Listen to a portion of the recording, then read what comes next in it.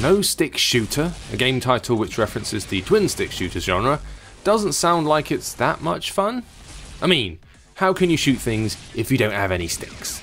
Well, here you do it just by tapping. And while it starts off a little slow, the deeper you get into the experience, the more frantic it gets. And there are some really neat ideas here, plus an old school vibe to the shooting that feels comfortably at home on the small screen. The game riffs on the likes of Geometry Wars and Space Invaders. You're playing a fixed turret at the bottom of the screen, you've got a shield, and you're being inundated with waves of bad guys from above.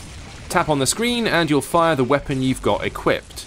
You start off with a kind of mortar, blasting out shells that explode when they reach the point you've tapped.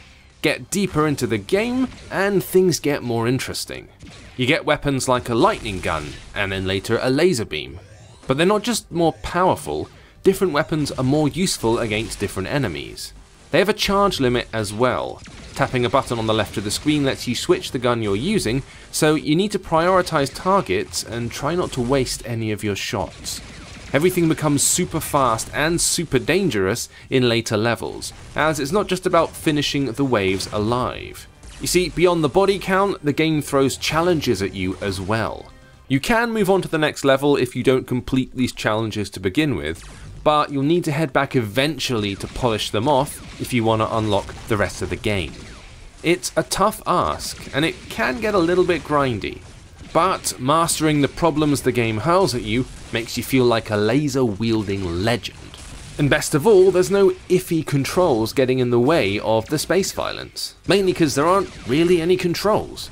You're just tapping and shooting and tapping some more.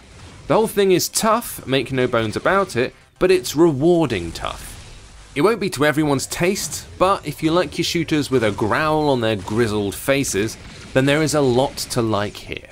All in all, it's a surprisingly frantic, cleverly streamlined shooter that feels perfectly at home on mobile.